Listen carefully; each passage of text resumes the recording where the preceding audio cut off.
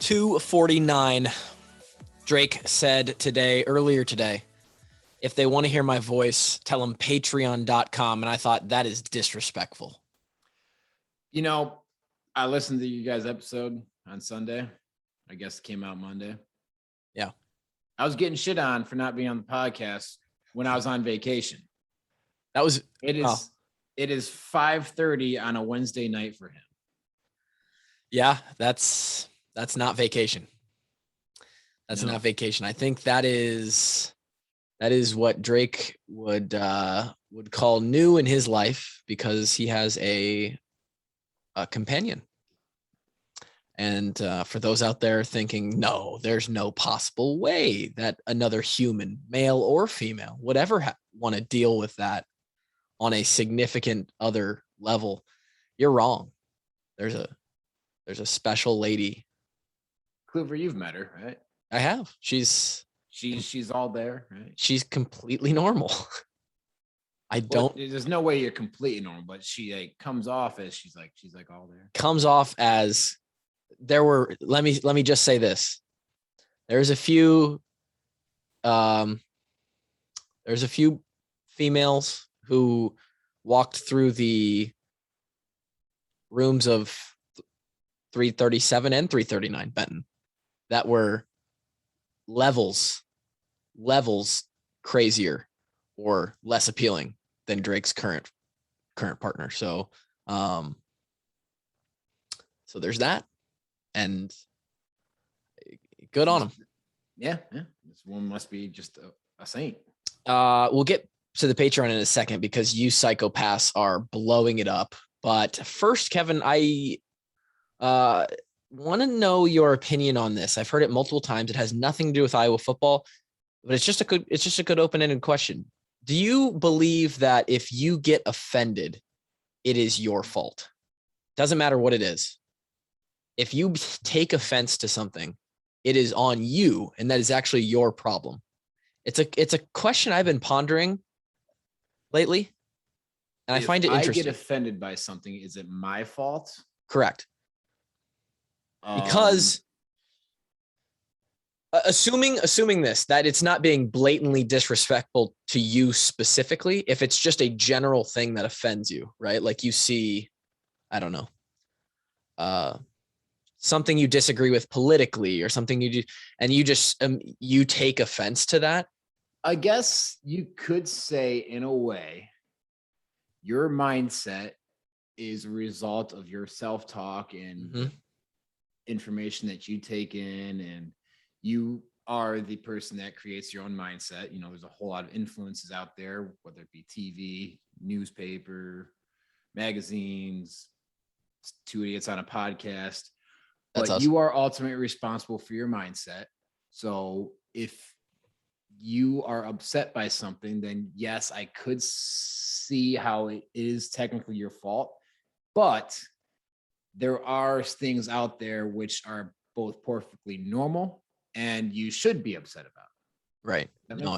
No, and I think being offended by some things is okay. It's just how the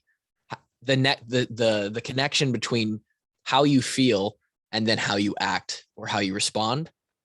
And I think that's the part where a lot of people get messed up. I just think it's an interesting question, and I threw it on the old list. But yeah, I like it. I believe, some people are good at this, some people aren't good at this, but you should be able to control your emotions yourself and be able to act responsibly. Not so much act responsibly. What I'm saying is manage your reactions. Yes. Now, and like I said before, there's plenty of stuff out there for you to be upset about. Right. Now, let's say that your Iowa Hawkeyes were ranked by the AP poll 5th in the country. Let's just say that was the case. Now, this is hypothetical. It could also be literal. And in another poll, they're ranked 8th or 9th or 10th, or you see some pundit come out and they're power ranked like in the teens, and you take offense to that.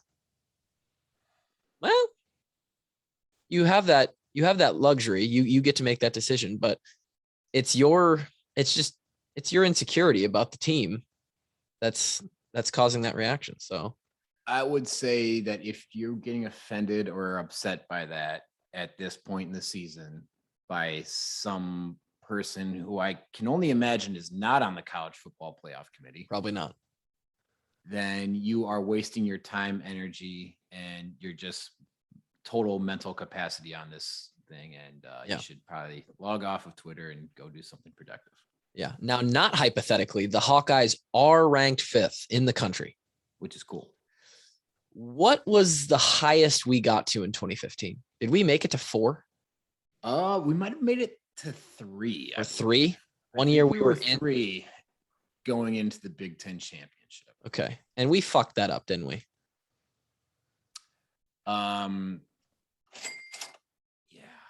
Yeah, we did. Just checking on that one, just to make sure. Yeah. New Patreon subs. I mentioned it in the intro. You guys better be careful. Because if you guys keep signing up for Patreon, Monday alone, we had 8 people sign up. Okay.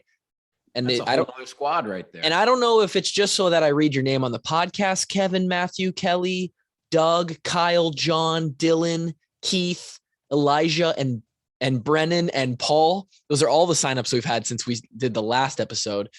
But you guys better be careful, because I don't know if the University of Iowa Hospital wants a wing named after us. But if we keep getting people to sign up, that's how much money is going to get donated to the kids. And Drake Kulik's name is going to be in UI Children's. There's going to be a lot of people that are unhappy with that. Okay. Do we even have enough boots for these people to join the Army? We're running out of the armory is thin. The armory is thin, but we're going to reload. And for everyone that is signed up and saw the extra Drake and Tyler show podcast this week, you guys heard all about what we're going to be doing with Patreon. An extra podcast every week that is video only. You got to watch Drake eat breakfast this week while we talk shit about some people. And what is going on in this extra episode? It's basically like OnlyFans. Drake and I just take, yeah. Oh, so we actually went with that idea? Yeah, we basically, we went with it. But yeah, for those new listeners that are here and don't understand what a Patreon is, or you've never seen that sort of thing, it's just essentially a paywall. We don't give out. We do these podcasts every Monday, Thursday for every week of the year. We miss one, maybe every 6 months. Those are all free. They'll always be free. You'll never have to pay to listen to us, our normal show. But there's some things that with merchandise that we do, discount codes, there's some exclusive merch, there's some extra podcasts, there's some extra video content. That's what me and Drake have been doing. I'm going to be doing a written piece now. I'm going to call it the walk-on power rankings for the Big Ten during the season. I'm not qualified to write a power rankings, but hey, who gives a shit? Some of you may care what I think about the 14 teams in the Big Ten. I'm going to write about it. There's a lot of extra stuff that we do. And overall, the biggest thing is that 50% of your subscription goes to the Children's Hospital, as it does with merchandise and everything else. So that is what Patreon is. Patreon.com/washedupwalk-ons. If you're interested, if you don't understand it, just message me and I'll tell you more about it. But those are all the new Patreon signups. Now, I wanted to do this as well. Now, because there's a lot of new listeners, Kevin. In the month of September, we're going to grow about 60 to 70% in listenership month over month. And that's not a small number. I work in sales, and that's actually a very big number. That's a big freaking number, dude. Not all of you listening. This may be even part of your trial. You're like, I'm going to give them like 3 to 5 episodes. We'll see if it pans out. And I thought I'd give you a contrast of 2 reviews of our podcast from Apple Podcast Reviews. I'm going to start with the bad one. And some of you will have opinions on this. Now, keep in mind that the username that left this review is Emily is a truth sayer. So she feels very highly about herself already. 1-star review. This was 1 week ago today. Hey, that's 1 more star than I had in high school. Hey, heart don't have stars, baby. You know what I'm saying? The title of her review is Rant Show. And this is interesting because we're in the season, like we're doing actual football content. She called it a rant show. I listen to a ton of Hawkeye podcasts, and this one used to be one of them. I've stopped following because the deep state conspiracy stuff is too much to bear. Clearly, That's we're fair. referencing Drake on that one. That's fair. The episode with James Daniels was cringeworthy and tone deaf to the racial bias in the program, which is interesting because I don't remember ever having a teammate named fucking Emily. Don't remember an Emily inside the program. That is it's a hot take. That is a take. If you share their views politically, which I would love for someone to peg down my political views. Don't talk politics on this very much, and can look past the ranting. This pod is probably for you, as they do pull in some interesting guests. Oh, well, thanks, Emily. I'm an open-minded person as far as different views, but this show takes it to a level where I couldn't listen anymore. There are several Hawk podcasts that provide great content and are far superior listens. That's probably true. That's absolutely true. They might not have the unique insight of former players, but the tone is more professional and unbiased.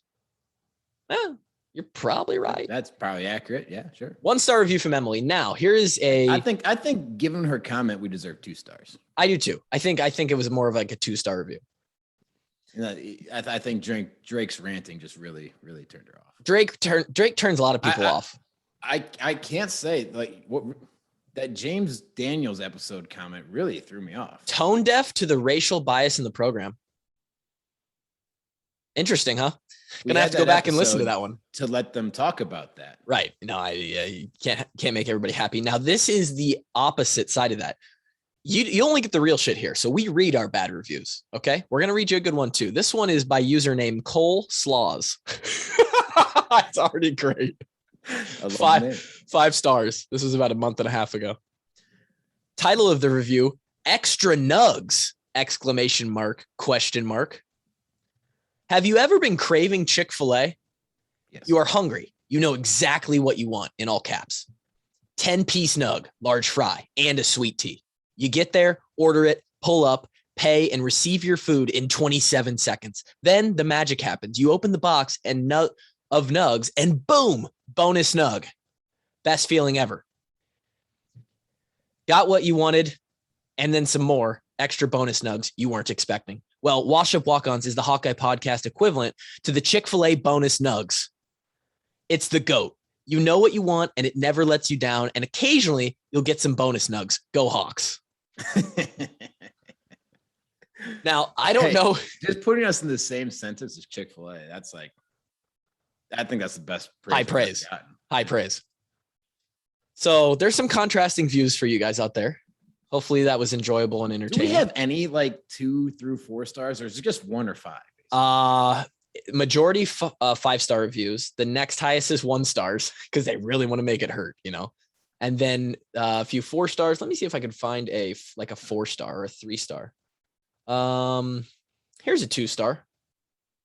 Oh, this is good. I love it. Poor insights, but delivered confidently. These guys possess valuable experience from being in the Iowa program, but lack perspective. Consequently, their stir-the-pot commentary is shorthand for poorly supported stream of consciousness and often relies on anger. That's definitely Drake right there. I mean, if you're going to review us, you got to review all 3 parts of the podcast. Now, granted, some people might not hear one part of the podcast because Kevin, he makes it about 50% of the time. But hey, I'm here, guys. What's going on? I want to find a 3-star. I don't. Oh, here we go. Dude, we can do a whole episode on this. Dude, Drake this likes to. I would do this for the next 10 minutes. Drake likes to mention dicks. That's the title of the review. He has literally mentioned dicks in about the last 5 episodes. I'm concerned for him. LOL. 3-star review. You're not the only one concerned for him. Oh man. That we might have to make that might have to be a consistent segment on this, is reading our reviews, because that is I am so overjoyed right now. Let's get into some actual content. We're 15 minutes in. Kevin Ward, Tyler Kluver, Washed Up Walk-Ons. We're so thankful you're here. And we hope you enjoyed that little segment there. Riley Moss today. Lot of potential in the NIL world. This is a hot topic, Kev, because we talked about punch arrows. Yeah.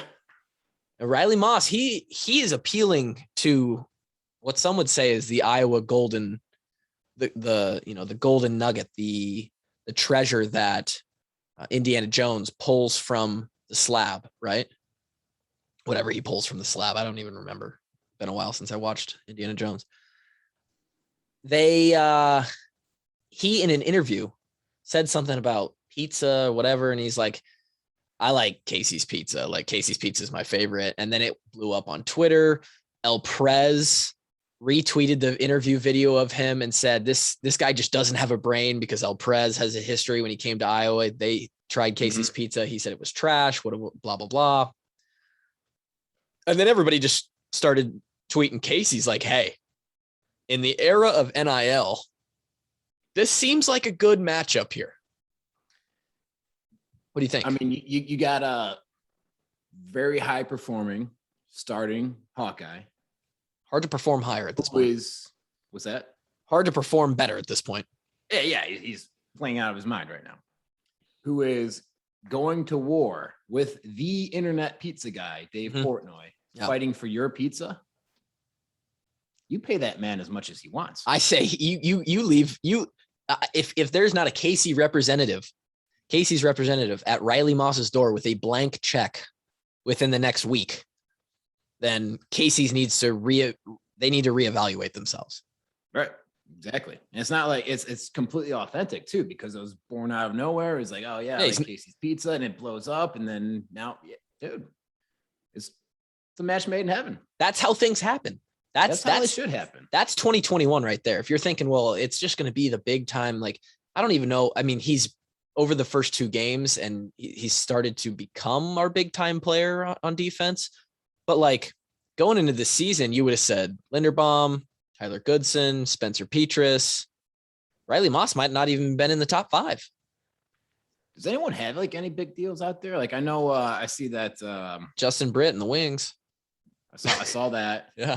And then I saw Carlos O'Kelly's had Dane and T Good, Belton, and Keith. Which, good for Keith for still staying relevant, right?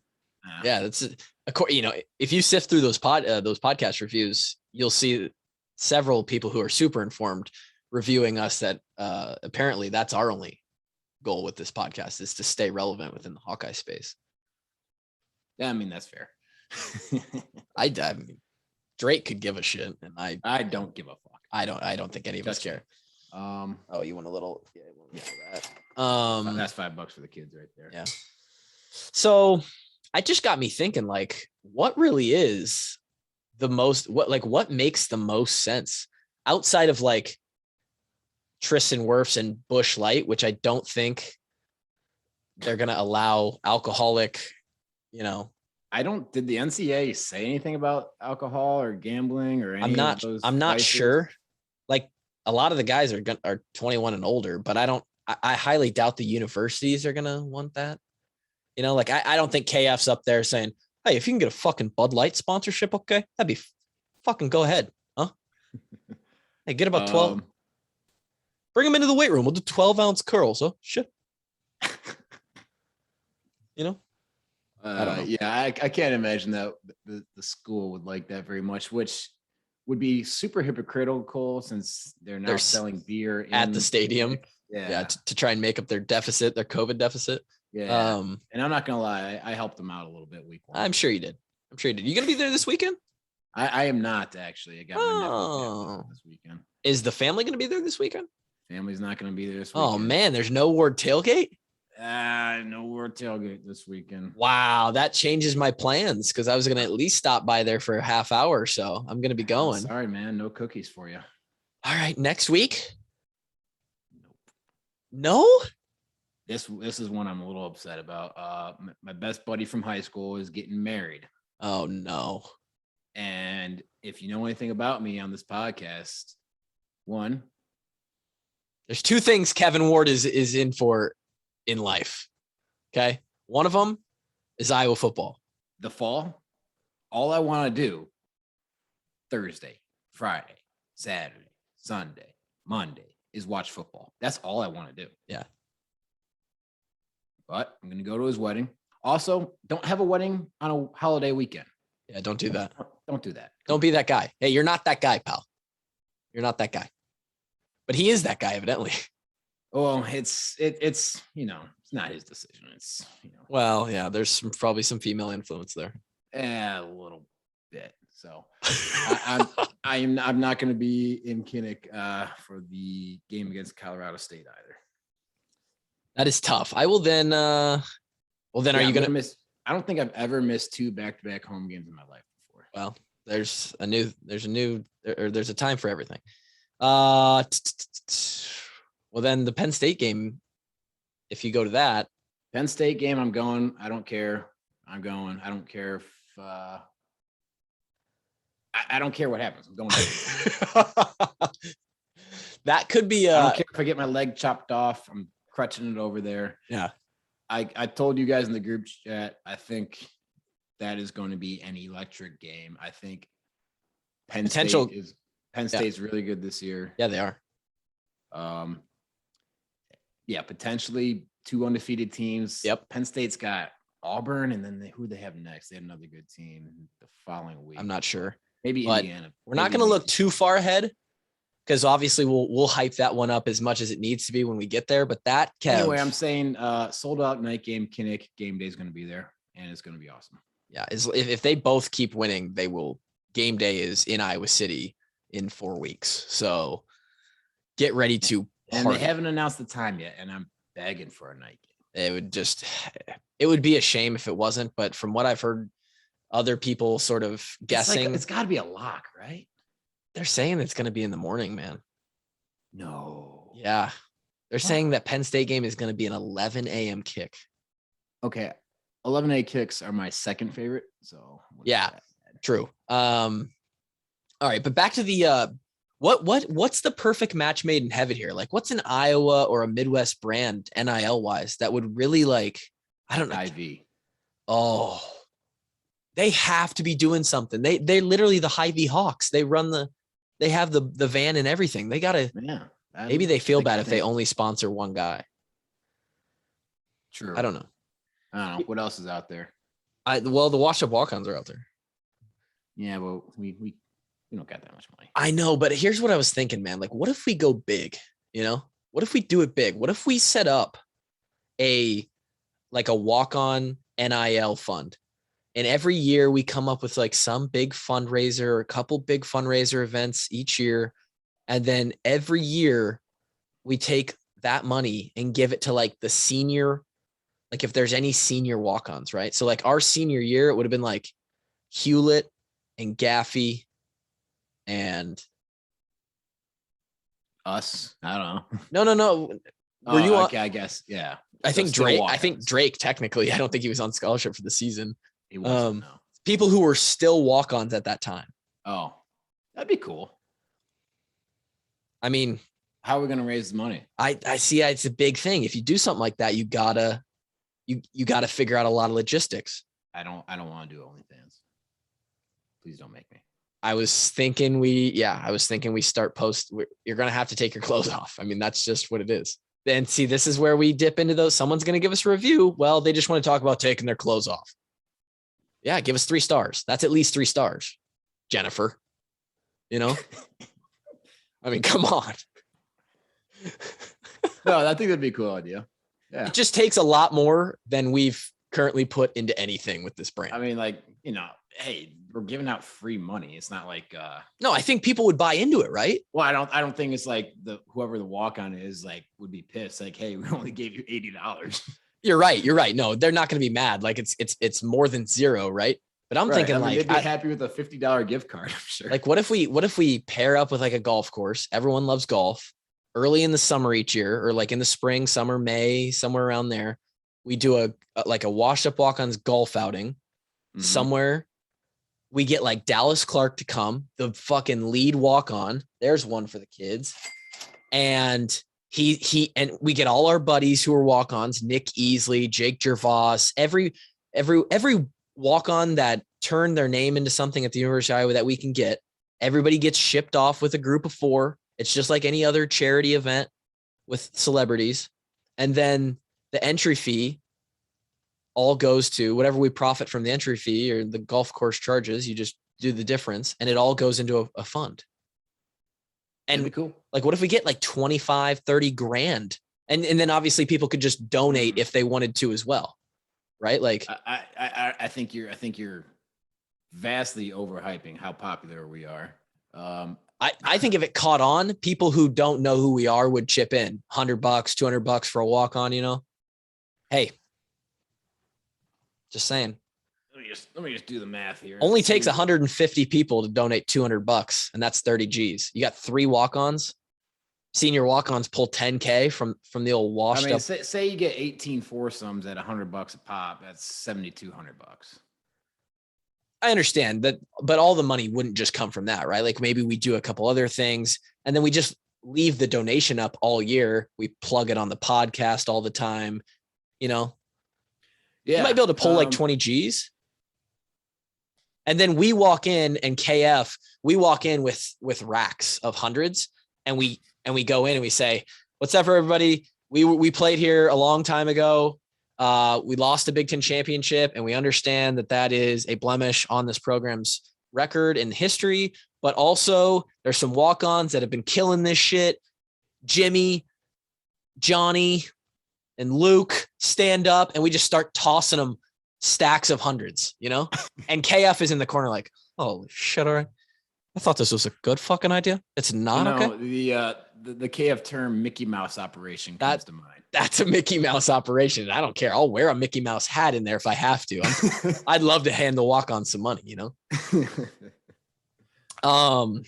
So we're damn near 30 minutes into this and we've just bullshitted the whole thing. I think it's been a good podcast though. And that's just my opinion. I would give us a 5-star review. You were not with us, as you mentioned, on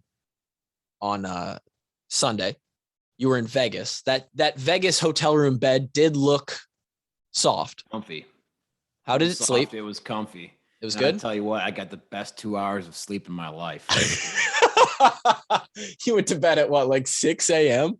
Or it would have been like 4 a.m. there? It was like 5 a.m. Vegas time that I went to bed. Yeah. That sounds awful, Kevin. It was a great night. Oh dear. Did Vegas treat you well? Up, down? Down. Okay. Yeah. And that's that's common. Did very well in the sports book and then just gave it all away at the table. Less well at the casino. Yeah, I figured. That's how it goes. Makes sense. And that sounds like a good time. That's entertaining. It was a great time, man. Because it makes you feel good about yourself. You're like, oh, I killed the games, and now I can just blow this money at the roulette table. It was the craps table for me. I like throwing the dice. I know you like craps, yeah. So, what was your thoughts about the Iowa State, the Cy-Hawk matchup? Just you don't have to go into crazy detail, but we didn't get your thoughts. I wanted to make sure the fans heard what Kevin Ward thought. I mean, it was pretty much what I expected. I think. The defense played very well, obviously. And it was like 2 quick drives that they gave up touchdowns on, like right before the half. And it was towards the end of the game there where it just kind of seemed like they were a little bit too lax and, a couple just chunk play there in the end zone. But overall, I think the defense played really well. Did a great job of stopping the run, containing Purdy. They benched the freaking guy. Second week in a row. Yeah, So defense played really well. Obviously, the turnovers were huge. And then, like we said, special teams and field position was probably the biggest difference maker. When we're starting on the 40-yard line, they're starting inside the 10 every time. It's like, is our offense playing great right now? No, but give them 60 yards to go every time, they're going to score some points. Right. Yeah. If you start at the 40 with Caleb Shudak, you realistically need 25 or 30 yards to be in field goal range. 25 yards and you're in scoring distance. You need 2.5, 3 first downs. And that's what Drake and I talked about is like the hidden yardage that the Hawkeyes are pumping out right now with Torrey Taylor and Charlie Jones. For sure. On both ends of the punt and the kickoff. We've been great on kickoff as well. We've had that with Amir Smith-Marset the last couple of years too. It is making the offense's job so much easier. Oh, yeah, absolutely. I mean, like I listen to podcasts, you get 10 yards on a punt return. That's a first down. It's wild. So basically what we're netting from, say, offense doesn't get the first down, has to punt. Torrey Taylor hits a 60-yard punt, no return. Yeah. Defense holds them to a 3 and out, say they get 5 yards.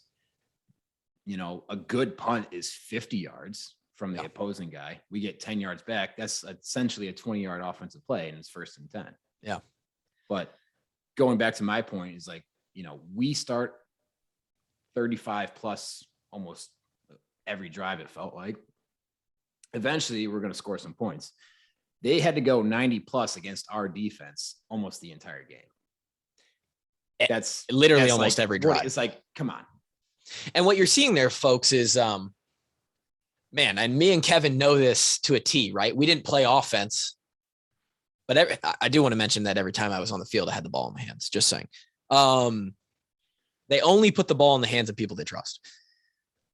Kevin and I, many a times, 2-6, we were backed up deep in our end zone.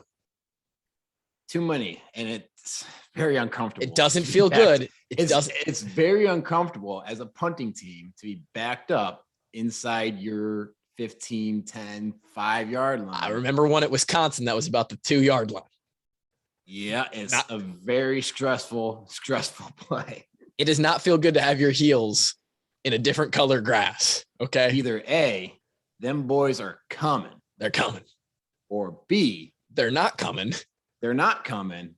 They're doubling some people and trying to get a hell of a return. They're tackling the guy's catching the ball on the plus 45-yard line. And he's got room. And you're like, well, shit, I got to tackle this guy within 5 yards. Otherwise, they're in field goal range. It's at that point that everyone's hoping, wow, I hope they really underestimated Kluver. Hope no one was on him. And we hope that Kluver got him to the sideline because there's nobody else down there. Happened a couple times. Yeah, man. So the offense, I can guarantee, does not feel quite as good as they do out at the 40 that they do at the 5. Right. It's just no offense does. That's right. It just feels like, bad snap. There's a lot less room for error. I think back to Jaleel Johnson, we're on the 1-yard line against Michigan after a Kaluzi bomb and a little, one slip difference in the game. So, and they had that every single possession, dude. It was like, well, what happens is like now the defense, which ours is elite. We have a current defense that is playing at a championship level, not a Big Ten championship level, a national championship level. And now you're like, okay, well now if Purdy or Brees, if they get 1 or 2, it's still going to take them a few plays to get out to the 40, to the 50. Whereas if they start at the 40 or 50, they're already in scoring range. The confidence in those field positions are completely different. So, right. Yeah. Field positions and turnovers won the game, no doubt. And here's another thing. Like if you're starting inside the 10, 15-yard line, just watch college football. Yeah. How many 90-play-yard drives do you see without at least 1 or 2 plays over 20 yards? Yeah, not a lot. Not many. Not it happened. What comes to mind is the 20-play, 9-minute Michigan State drive in the Big Ten championship. And they had to go for it on like 3 4th downs. It's like not many teams out there are capable of just going 4 yards, 3 yards, 2 yards, 4th down for 8 first downs in a drive and scoring a touchdown. It doesn't happen very often in college football. You know what that drive reminds? Some big plays, some big chunk plays, of which the Iowa defense right now is doing a great job of eliminating big plays. Really, and that's Phil's big thing, right? Yeah, I mean, if you, it's that they would have been around the 2014, 2015 year they started tracking big plays. Yeah, and if we give up less than 2 plays over 25 yards, we win the game. We win the game 90-something% of the time. Yeah. turnover margin's a big one too. And obviously the DBs and the linebackers are helping us out with that. But you know who else is helping us out with that? Spencer Petras. He hasn't done a lot that's great. Nobody on the offense has this to this point. Again, we've talked about the inconsistency and rhythm that the defense has kind of in the field positioning. And like, we haven't had to put together rhythm drives from our 20 yet, where it hasn't been a quick turnaround. Like, it's just this weird thing through 2 games, but Spencer hasn't thrown an interception. We had 2 fumbles in that first game, which were, I would say, uncharacteristic. And we're taking care of the ball. And I think when you win the turnover battle, you win like 83% of the time. So yeah, absolutely. I'm willing to bet. Good job there. Yeah. Obviously, Spencer's not having a great start to the season. And I think some of that can be attributed to the fact that our run game's not doing very well. Right. So it's like we get shot back this week. Especially at Iowa's offense. We thrive on being balanced, being able to run the ball, being able to throw the ball. If we can only run the ball, we're in trouble. If we can only throw the ball, we're in trouble. So you'd like to see the offensive line grow as a group a little bit more, be able to establish the run game early down so that we don't have to be dropping back on 3rd and 10 plus. And it would be nice to get like a Kent State or a Colorado State week 3 or 4, right? Well, guess what? We've got them. Kent State, we'll take a little look here. I wanted to bring you guys a special guest like we did versus Indiana or Iowa State, but guess what? Evidently, Kent State football is so not cared about that they don't have a single podcast out there that's about Kent State football. I couldn't find one. Just couldn't. I listened to Coach Ferentz' press conference a little bit. I read a few of the beat writers' articles, Eicholt, Halas. I run down all the writers. They've all written pregame sort of articles. What I gather is that Kent State is an up-tempo team. They're running plays at a frequency of, in between 15 and 18 seconds per in between plays. They're quick. Don't like that as a defender. Don't like that as a defender. And I want to. It makes life tough. Yeah. But they have some good skill guys, and maybe one of their best veteran players is their quarterback. So, just so happens that we've got a defense that has some pretty damn good skill guys too. So if we wanted one spot on the one matchup to match up with their best part, we've got it. Mm-hmm. This is a game that Iowa should win. You never take that into account as a player. You'd never think we should win this. The guys, if you've listened to them, they're rolling off that Kevin Ward mindset, which is just the Iowa mindset of Kent State is our whole season right now. They are who's next on the schedule. That being said, we are part of the noise, and if Iowa loses this game, it would be catastrophic. It would be a massive upset and a mistake on the Hawkeyes' part. Yeah. So let me just circle back to the go for it. Up-tempo offense thing. The key when you're playing those like lightning fast teams, the teams that like to go fast as they can, is get them off schedule. Mm-hmm. Either negative running plays, so tackles for losses or minimal gains, or incomplete passes. Really slows down the game, really helps out the defense. If you get them going, 4-yard run, 5-yard hitch route, 6-yard out route, and they just keep going, then it's easier for them to build rhythm. The longer those drives go, the more the defense gets tired. Usually those teams don't sub, so we can't sub. It makes it more difficult for the defense as the drive goes along. So it's very key to win early and downs, especially against the run, and then try to force incompletion. So teams like that generally try to go nickel dime, easy completions, right? For that very reason, because an incompletion throws off your whole rhythm. Yeah, the defense gets a breath. Yeah, so. And that bodes well, I think, for the Hawks. Obviously, our defense and secondary is elite, and I think we can get a bunch of incomplete passes. Where I do see that becoming a potential issue is and maybe you can counter this, it could be a non-issue. They get a couple dink dunk. Here we go. We're 15. We're 20 yards into a drive. Kent State's moving the ball. They did it against Texas A&M, who's a top 10 team, and starts to get the defensive line a little bit tired, right? Now, they hit us with they're probably in shotgun. They hit us with a run play. The defensive line's tired. We lose a gap positioning. They gash us for 7-10 yards because now the linebackers, they're on their heels. They're thinking pass every play. It's been 4 passes in a row. And our D line is our inexperienced part of our defense. So I could see that happening. But what I could also see is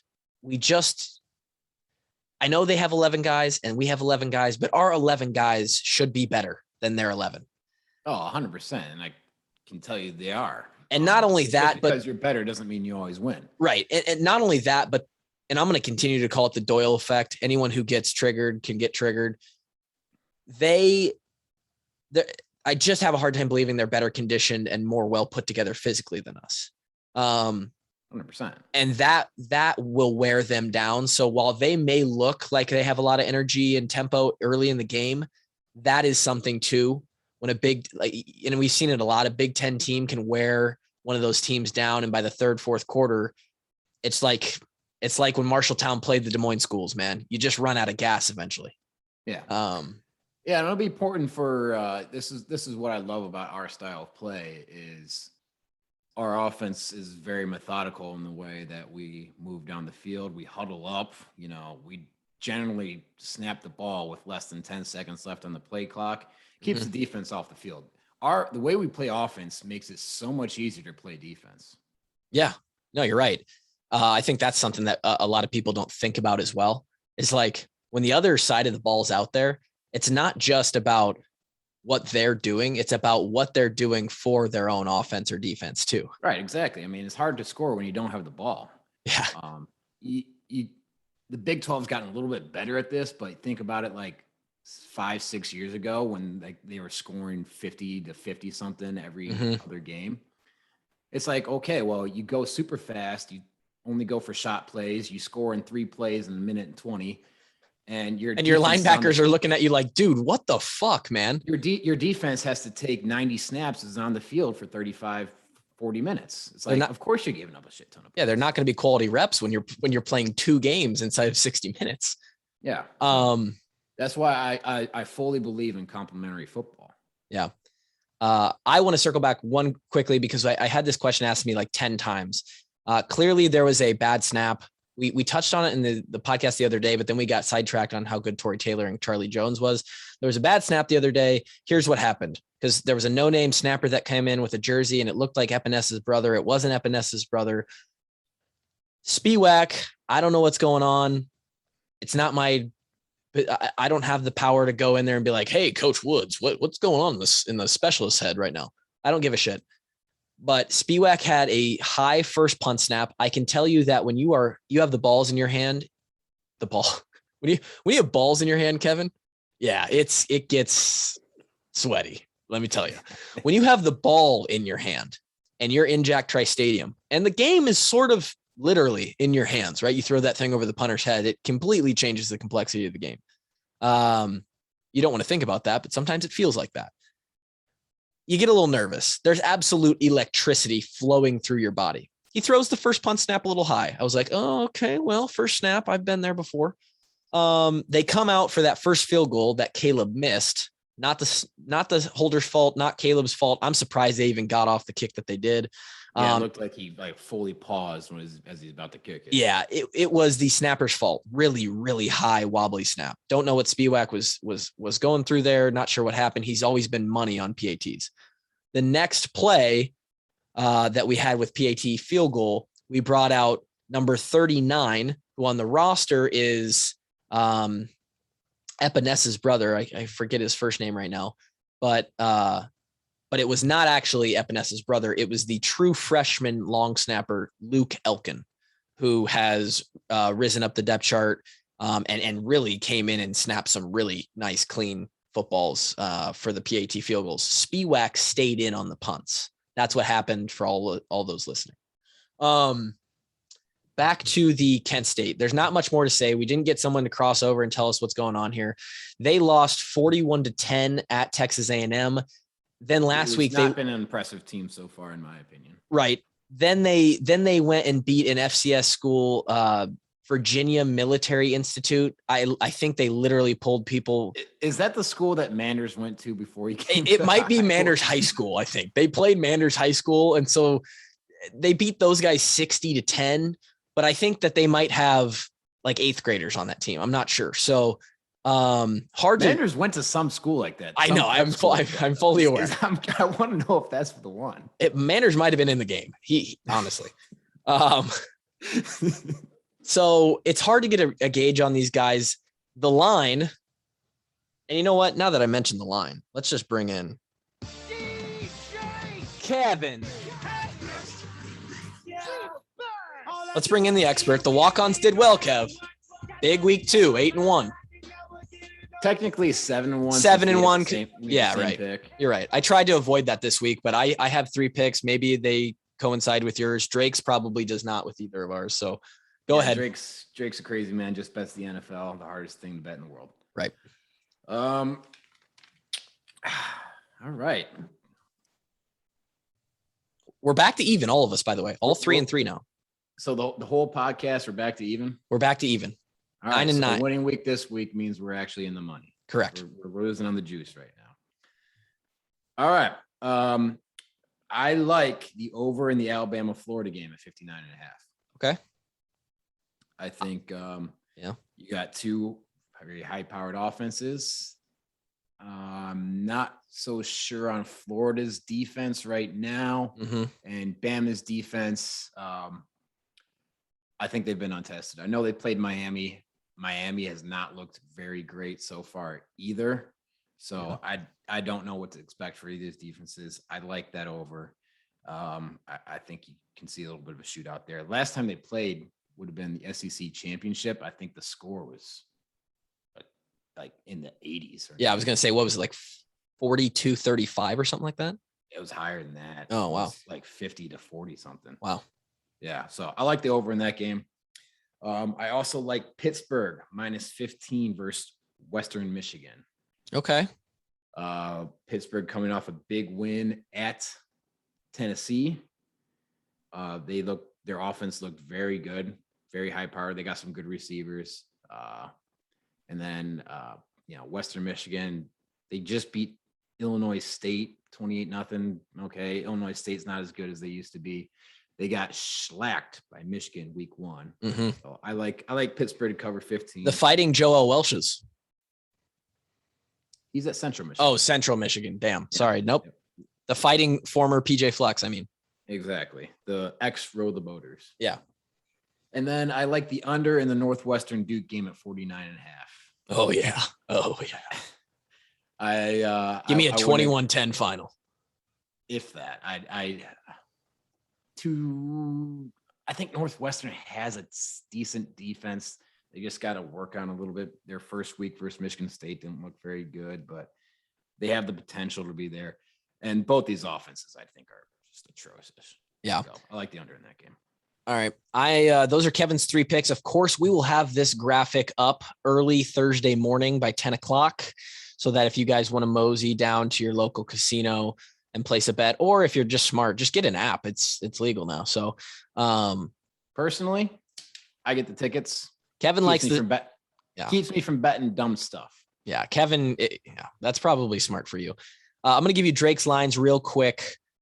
We talked about this yesterday on the Patreon only pod because we are going to start doing extended betting segments for those that are interested. We're going to cover like all the games of the NFL because sometimes you have to give Drake what he wants, and that's what he wants right now. He likes Houston to cover 13 on Cleveland. He was impressed. Wait, whoa, what now? He likes the Houston Texans to cover 13 on Cleveland because he was impressed with Houston in the first week. They beat down on Jacksonville. And no. You have that line backwards. It's Cleveland -13. I'm about to say that does not. I just said plus 13.5. Okay. I thought you said minus. No, I meant to say plus. Houston plus 13. Okay. Yeah, Houston's not favored by 13. If I said minus, I was about to say I would put my mortgage. Yeah, they put the whole house on it. No, Houston to cover plus 13. He liked Houston in the early week. He thinks they're better offensively than they were expected to be. And so he thinks they're going to cover versus Cleveland, who I thought looked pretty good against the Chiefs, but that was Drake's pick. He likes New Orleans and the LASIK Jameis Winstons to cover 3.5 at Carolina. And I didn't hate that bet I don't know either. about that one. I didn't hate it. I think Carolina's gonna have a solid team this year. Okay. 3.5. You might be able to get it at 3 if you have a specific sports book. It looks like 3 or 3.5 at this point. His final pick was in college. It was the Hawks. He wants the under for Iowa and Kent State, and I was full on board with that. I don't know about Iowa's offense. I don't think anybody does at this point, but we do know about Iowa's defense. And if the line's 22, what was the over? The over under on Iowa Kent State, I believe it opened at 56.5, and it is now currently sitting at still 56.5. Yeah, I mean, to go over in that, Iowa's going to have to score at least 42 points. Right. At least 42 points. That would be 42-14 is 56. Right. So I definitely, I'd probably going to bet the under in that myself. Yeah, we both thought that was a really good pick. Yeah. I think you should bet the Iowa under until they go over. They might go 12-0 to the under. And this is something we didn't talk about, Kev. Everyone's worried about the Iowa offense. These next 2 weeks, folks, is when you want to sort of give them a chance to open it up. Schott is not going to play a full game this weekend. He is going to get some reps. I still see Iowa's offensive line and run game taking a little bit to get going. And if they do get going, a run game runs the clock, right? So points are not in favor of a running clock, or a running clock is not in favor of points. So I see the under here on this game. Those are Drake's picks. Houston to cover plus 13.5, New Orleans minus 3.5, and Iowa, Kent State under. My picks, Tyler Kluver's picks for the week. We are going strictly college football. Illinois looked good in their first game. They have not looked good since. They have given up 101 points in 3 games. I'm taking Maryland. It's been bet up from -5 to -7.5. I'm still taking Maryland -7.5. The dreaded hook. Yeah. Illinois, they don't look good. The last Captain Hook get you. Yeah, I'm taking it. This next pick is purely out of spite. We've all had it on our calendar. We've been waiting for Oklahoma to drop 80 on Nebraska for weeks. I want Oklahoma -22 on the Nebraska Cornhuskers just because I hate Nebraska. And then my final pick of the week is going to be the Penn State hosting Auburn game. I think Penn State looks really good, and I really do think they're the front runner in the East right now. I'm going to take Penn State -5 over Auburn at home. At 5. I thought it was at 6. Let me see where it currently sits here on this website. Yeah, here it's sitting at -5. It even sits at -4.5 on FanDuel as of the time recording this podcast. So, so I'm taking the Nittany Lions. I think they look really good. They have an offensive attack that, they didn't score points versus Wisconsin. Wisconsin's obviously known for good defense. I think they have weapons, and Clifford is a veteran quarterback in the Big Ten.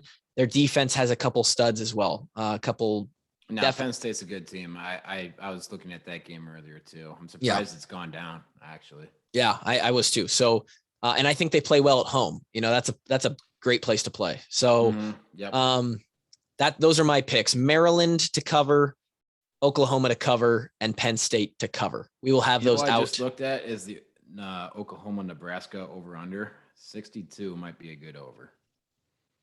Yeah, I thought about that one as well because Oklahoma's defense hasn't been great, and Nebraska's been able to score points here and there. So and Oklahoma's probably going to score at will. Yeah, Nebraska's defense I think is Nebraska's coming off a pretty good game against Buffalo. Where they should have won by more, but like 6 touchdowns got called back. So then I think finally here, as we wrap this episode up, we're basically just, again, looking at that Iowa line. I think it's at -22 or -22.5 right now. If I ever don't think Iowa's not going to cover, I'm not putting it in one of my picks. I'm never going to pick the other as one of my picks. This is a game I don't think Iowa's going to cover. I think it's going to be a lower scoring game. It's going to take another week to figure out Iowa's offense. I see this as a 31-10. Like it's going to be close. Yeah, I mean, I could see Iowa covering strictly because we give up like 9 points. Right. But I won't bet Iowa to cover. Until I see a bunch of offensive production, I'm not going to bet on that. Exactly. That's what I was thinking. I saw the I put a 9-team parlay in just for fun. Oh, you dog. Of course, yeah. I put I took Tulsa to cover like 24.5 versus Ohio State. And it's just kind of the same thing with Iowa. Until they prove to me they can cover a big number, I'm not gonna be betting on that. Right. So I don't think Ohio State's defense can allow them to cover a big number. Just like I don't know if Iowa's offense can allow us to cover a big number right now. So we have some work to do on the offensive side of the ball. Hopefully the Hawks get that figured out over the next 2 weeks against some non-conference opponents before we get, we're going to go to Maryland for that kind of the Big Ten opener, but the reopener. Maryland, Penn State, it's not the two easiest games to reopen the Big Ten with. So for those on the Patreon, any of our peeps from the Capital Area I Club? The Capital Area I Club, they probably are throwing a little tailgate party, I assume. And it'll probably be a good time out there, assuming the Hawks win and all. Shout out them. I'll be wearing my shirt that day. Yeah, for sure. For those that are on the Patreon, look out for the written piece. I'm going to drop my Big Ten power rankings probably either it's probably going to be Thursday or Friday. It's probably going to be Thursday or Friday. It's obviously going to be today or tomorrow, Friday, before the game. And that's it. We hope you enjoyed this preview episode. We should smash Kent State. I just don't know if we'll smash them by 22.5. Hawks should be 3-0 when we talk to you again on Monday morning. And that's about it. Hawks by a milli. Walk-ons out.